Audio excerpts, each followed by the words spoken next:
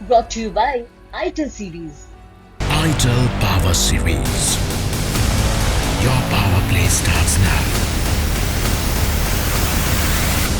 Sail on 13th February. तो अब पल्लवी पटेल ने अखिलेश यादव को अपना बड़ा भाई बता दिया है। तो क्या माना जाए, वो दोबारा अखिलेश यादव की लाइन पर वापस लौट आई हैं? अगर लौटी हैं तो क्या है वजह? सिर्फ पल्लवी पटेल ही क्यों, क्या स्वामी प्रसाद भी लौटने वाले हैं? हम आज इसकी चर्चा करेंगे। यह भी जानिए कि अब 10 की जगह 11 राज्यसभा के उम्मीदवार हैं। एक बीजेपी ने अलग से उतार दिया है, तो कहां से बीजेपी लाएगी वोट और कहां से समाजवादी पार्टी बचाएगी अपना किला? सपा को जरूरत पड़ी तो कौन से दल टूटेंगे अखिलेश के लिए, हम ये भी समझेंगे। ओम प्रकाश राजभर ने मंत्रिमंडल विस्तार को लेकर क्या कहा है, यह भी जानेंगे। और आखिर में आपको उत्तर प्रदेश में राहुल गांधी के न्याय यात्रा की एंट्री हो चुकी है और एंट्री होते ही राहुल गांधी ने इस बार राम मंदिर को लेकर क्या कहा है और क्यों प्रियंका गांधी शामिल नहीं हो रही हैं फिलहाल राहुल गांधी की यात्रा में। ये तमाम खबरें आज का यूपी में। नमस्कार, मैं हूं कुमार अभिषेक, आप देख रहे हैं यूपी तक। हम हाजिर अपना न्यूज शो आज का यूपी लेकर। तो 2 दिनों के सियासी शोर के बाद आज अचानक ही अखिलेश यादव के लिए एक सुखद खबर आई, और वो खबर या यूं कहें वो बात पल्लवी पटेल की तरफ से आई। दरअसल पल्लवी पटेल ने पीडीए को लेकर समाजवादी पार्टी के भीतर और सहयोगी दलों के साथ बवाल काट रखा था। पीडीए को लेकर वो लगातार अखिलेश यादव पर हमलावर थीं, लेकिन अचानक कुछ ऐसा हुआ कि उन्होंने अपनी राह बदल दी और वापस पटरी पर लौटती हुई दिख रही हैं।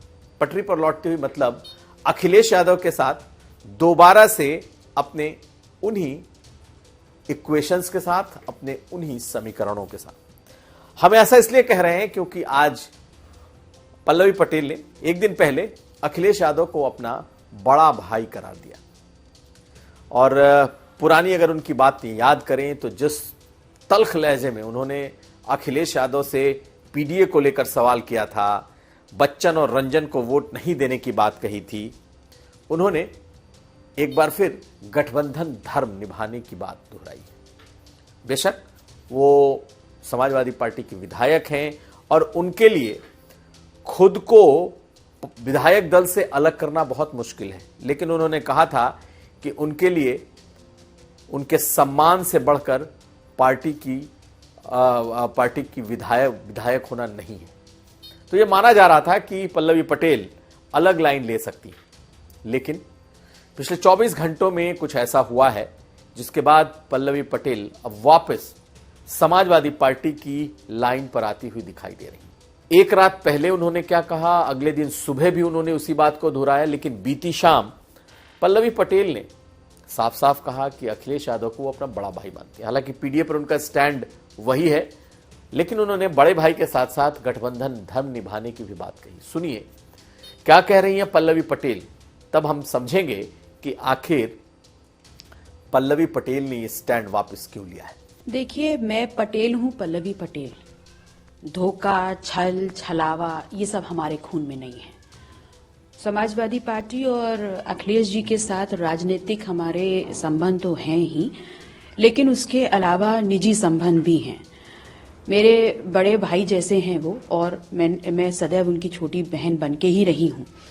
और मेरे ऐसे संस्कार हैं कि मेरा जो उनके प्रति मर्यादा है उसका उल्लंघन मैं नहीं कर सकती। लेकिन ये बड़ी विनम्रता पूर्वक जरूर कहना चाहूंगी कि धोखा, छलावा इन सब शब्दों से बचना चाहिए। देखिए, आगे एमएलसी है, राज्यसभा है, ये मेरा सरोकार नहीं है।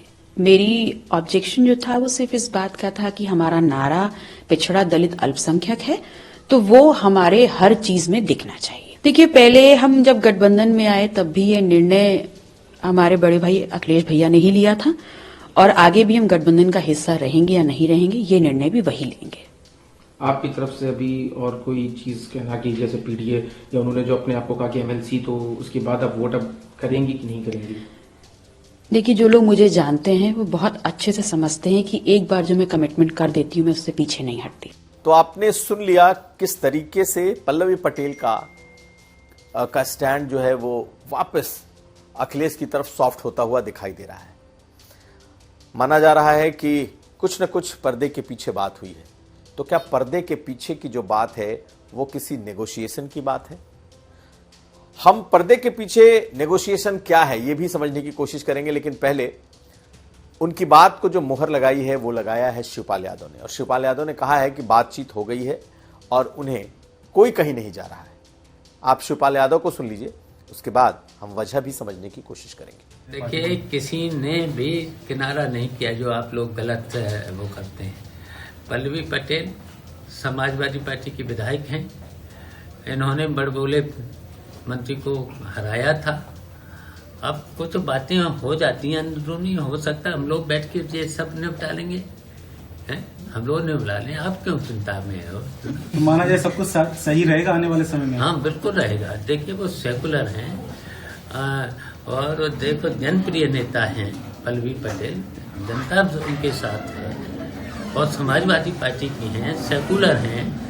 तो वो कोई बात है तो हम लोग बैठ के बात कर लेंगे। और दरअसल पल्लवी पटेल की इस तल्ख बयानों के पीछे माना जा रहा था कि राज्यसभा के चुनाव को लेकर अपना दल कमेरावादी की कुछ डिमांड थी और शायद समाजवादी पार्टी उस डिमांड को तवज्जो नहीं दे रही थी।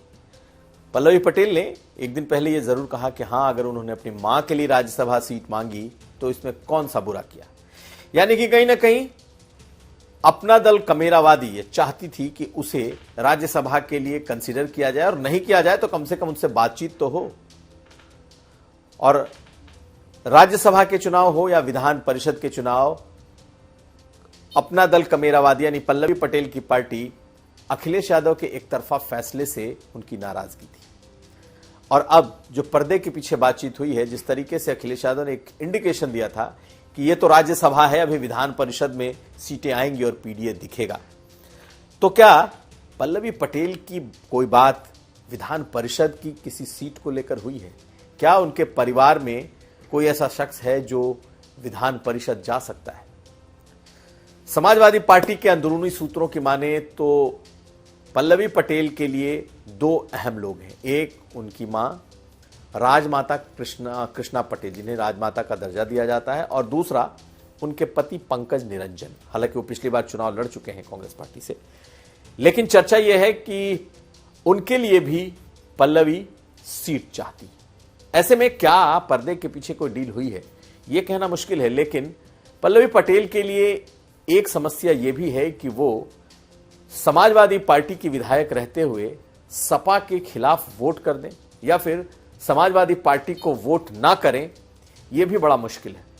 उन्होंने अगर सवाल उठाया कि किसी रंजन या किसी बच्चन को वो अपना वोट नहीं देंगी, तो एक दलित चेहरा भी वहां मौजूद है, और अगर समाजवादी पार्टी उस दलित चेहरे के लिए उनका वोट आवंटित कर देती है तो फिर पल्लवी पटेल के पास भी कोई गुंजाइश नहीं रहेगी और उन्हें वोट करना पड़ेगा, क्योंकि तब एक दलित कैंडिडेट को वोट नहीं करने के पीछे की वजह पूछी जाएगी और फिर यह माना जाएगा कि उनके हिस्से में तो पीडीए के दलित को ही दिया गया, लेकिन उन्होंने वोट नहीं किया। मुझे लगता है कि इन तमाम बातों से बचने की कोशिश, अपने लिए ज्यादा बार्गेनिंग की कोशिश और समाजवादी पार्टी के भीतर से पल्लवी पटेल के साथ हुई पर्दे के पीछे की बातचीत, तीनों बातचीत ने यह माहौल बना दिया कि अब पल्लवी पटेल वापस अखिलेश यादव की लाइन पर लौटती हुई दिख रही हैं। हालांकि आज वो कांग्रेस पार्टी के लिए शामिल होने वाराणसी के लिए निकल गई, लेकिन अब यह माना जा रहा है कि वो सपा के साथ ही वोट करेंगे। उधर स्वामी प्रसाद मौर्य को लेकर अभी तक सियासी चर्चा ये गर्म है कि स्वामी प्रसाद मौर्य नहीं मान रहे और वो कभी भी समाजवादी पार्टी से खुद को अलग कर सकते हैं। हालांकि स्वामी प्रसाद मौर्य हमेशा इस बात के लिए जाने जाते हैं कि वो अपने पॉलिटिकल फैसलों से लोगों को चौंकाते रहे हैं। वो चाहे बसपा से बीजेपी में उनका आना हो, जब उन्होंने बसपा दफ्तर में प्रेस कॉन्फ्रेंस कर बसपा और मायावती के खिलाफ खूब अपशब्द बोले थे, या फिर बीजेपी से समाजवादी पार्टी जाना हो, जब तमाम नेताओं को हां कहते कहते वो अचानक से सपा में चले गए थे। तो इस बार भी जिस तरीके के संकेत स्वामी प्रसाद मौर्य ने दिए हैं, ऐसा लगता नहीं कि वो फिलहाल पटरी पर लौटेंगे। हां, अलबत्ता पल्लवी पटेल अपनी मांग और अपनी बातों के साथ फिलहाल अखिलेश यादव के साथ उनकी लाइन पर आती दिखाई दे रही। अब अगली खबर।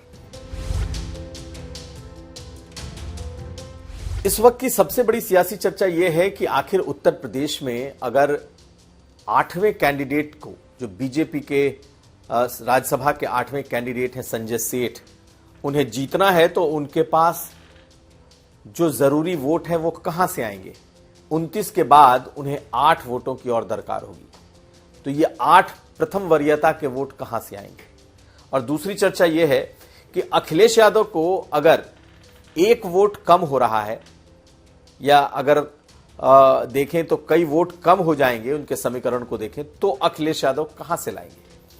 और इस चर्चा पर और इन कयासों के बीच इस वक्त बीजेपी और कांग्रेस की जो सियासत है वो घूम रही है। दोनों पार्टियों के दफ्तर में इस पर चर्चा खूब है कि क्या अखिलेश यादव अपना तीसरे उम्मीदवार को बचा पाएंगे। आपको एक जरूरी बात बता दें कि जो अंदरूनी सूत्रों से खबर आ रही है, अखिलेश यादव के तीसरे उम्मीदवार आलोक रंजन होने जा रहे हैं। यानी कि आलोक रंजन के लिए समाजवादी पार्टी को वोट जुटाने होंगे और वो वोट उन्हें दूसरे दलों से लाने होंगे।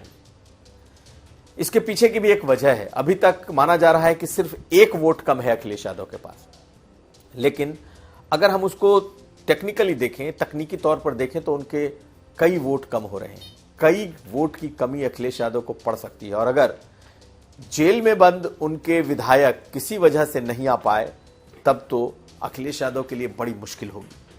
और ऐसे में उनकी जो जरूरत है, उसके लिए उस पार्टी की नजर अखिलेश यादव के सहयोगी रहे 2 जयंत चौधरी और ओम प्रकाश राजभर के विधायक दल पर है, क्योंकि जयंत चौधरी के 9 में से 4 विधायक अखिलेश यादव की पार्टी के हैं, उनके नेता रहे हैं। चंदन चौहान हैं, गुलाम मोहम्मद हैं, अशरफ अली हैं। ये 3-4 ऐसे नाम हैं जो कि आरएलडी में समाजवादी पार्टी के कैंडिडेट हैं। कुछ उसी तरीके से 6 में 3 उम्मीदवार ओम प्रकाश राजभर की पार्टी के समाजवादी पार्टी के, और इस बात को ओम प्रकाश राजभर खुलकर कहते रहे हैं।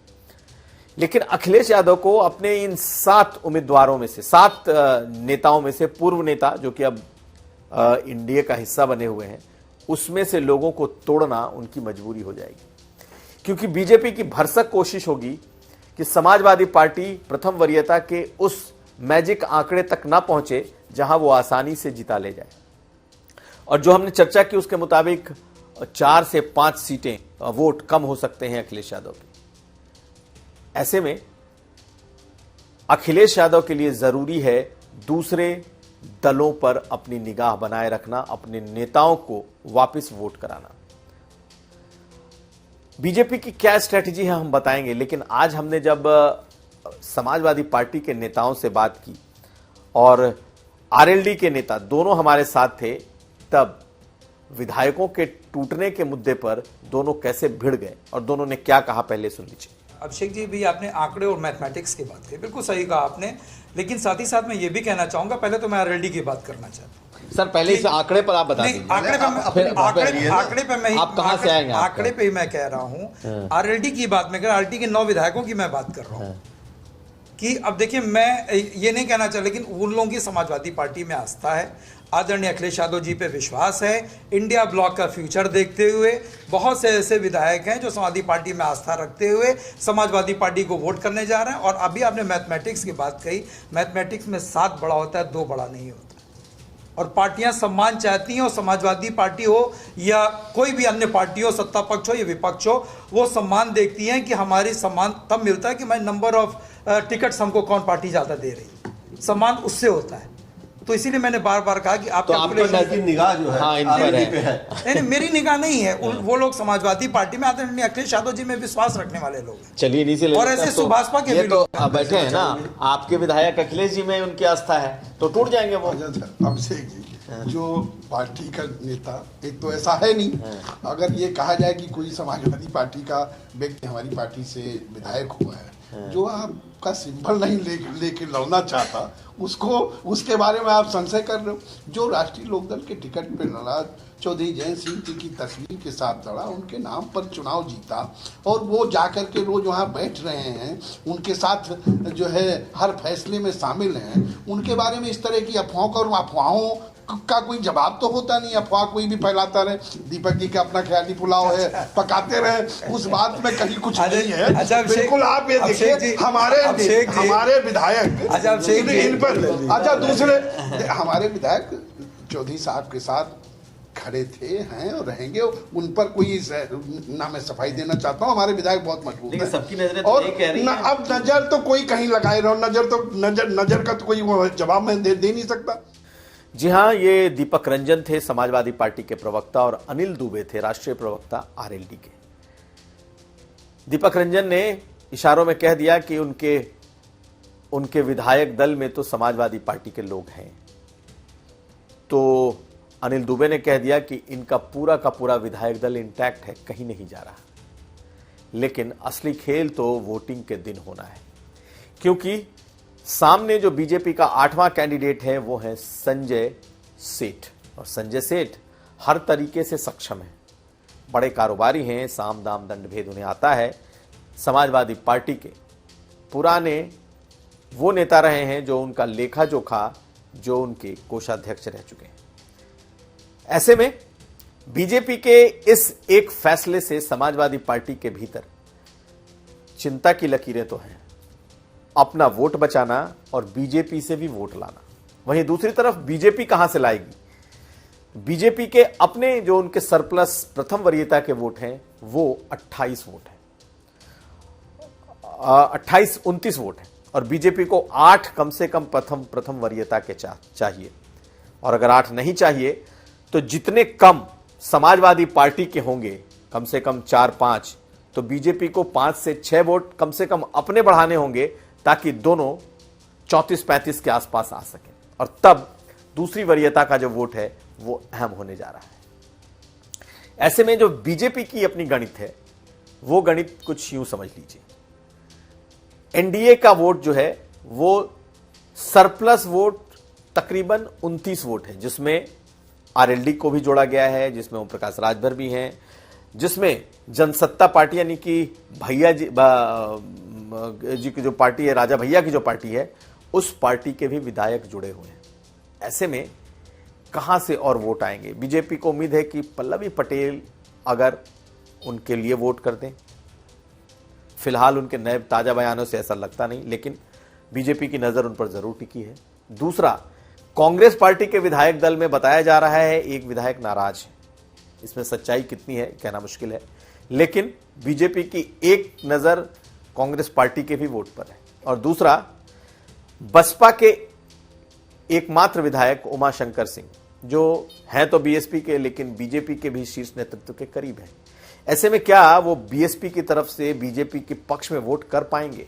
अमूमन मायावती ऐसे मामलों में कोई खास इंस्ट्रक्शन नहीं देती, लेकिन अगर इंस्ट्रक्शन देती भी हैं तो फिर वो गैर हाजिर रह सकते हैं। तो कुल मिलाकर के बीजेपी की नजरें कुछ इस तरफ टिकी हुई जरूर हैं, और इसके अलावा उनकी नजर भी समाजवादी पार्टी के भीतर कुछ उन विधायकों पर हैं जो कि बीजेपी की तारीफ करते रहे हैं, जो योगी आदित्यनाथ से मिलते रहे हैं। कई ऐसे नेता हैं जो राम मंदिर के मुद्दे पर पार्टी के खिलाफ जाकर न सिर्फ दर्शन करके आए हैं, बल्कि वो चाहते रहे हैं कि पार्टी इस पर स्टैंड ले। तो बीजेपी के लिए भी ऐसे विधायकों की एक लंबी चौड़ी सूची तैयार है, जिस पर वो अपने 8वें प्रत्याशी के लिए यानी कि संजय सेठ के लिए चुपचाप दांव लगाने जा रही है। तो ये एक ऐसी लड़ाई है जो ये तय करेगा कि 2024 के चुनाव के पहले जीत किसकी होती है। अब ये एक तरीके का एक छोटा मोटा सेमीफाइनल जैसा बनता जा रहा है, जिसमें ये लड़ाई एक मसल फ्लेक्स करने वाली लड़ाई है, यानी कि दोनों पार्टियों में कौन जीतेगा ये बड़ा अहम होगा। हालांकि एक सीट बहुत कितना मायने रखता है ये कहना मुश्किल है, लेकिन बीजेपी के लिए ये सीट पर उसे उम्मीद की किरण दिखाई दे रही है, इसलिए क्योंकि उसे लगता है कि सपा या इंडिया ब्लॉक के बाहर भी कुछ वोट हैं जिसके सहारे वो इस चुनाव में बढ़ सकती है, और साथ साथ सपा के भीतर भी कुछ ऐसे लोग हैं जिसे अगर कुछ आगे की बात की जाए या आगे का ऑफर दिया जाए तो शायद उनके साथ हो सकते हैं। तो दोनों की गणित हमने आपको समझाने की कोशिश की कि कैसे समाजवादी पार्टी अपना किला बचा सकती है, कैसे समाजवादी पार्टी को अपने पुराने सहयोगियों में सेंध लगानी होगी अगर उन्हें तीसरी सीट जीतनी है, और कैसे अगर बीजेपी को जीतना है तो उन्हें भी सपा के भीतर सेंध लगानी होगी। अब देखना यह है कि ये दोनों पार्टियां अपना किला बचा पाती हैं या फिर इस किले में सेंध कौन लगा पाता है। तो ये राज्यसभा पर समीकरण और राज्यसभा के चुनाव में दोनों पार्टियों की स्ट्रैटेजी पर था हमारा कार्य। अब हम आपको आगे बताने जा रहे हैं कि ओम प्रकाश राजभर एक बार फिर कैसे ये दावा कर रहे हैं कि बगैर मंत्री बने तो चुनाव की अधिसूचना ही जारी नहीं होगी। बताते हैं आपको।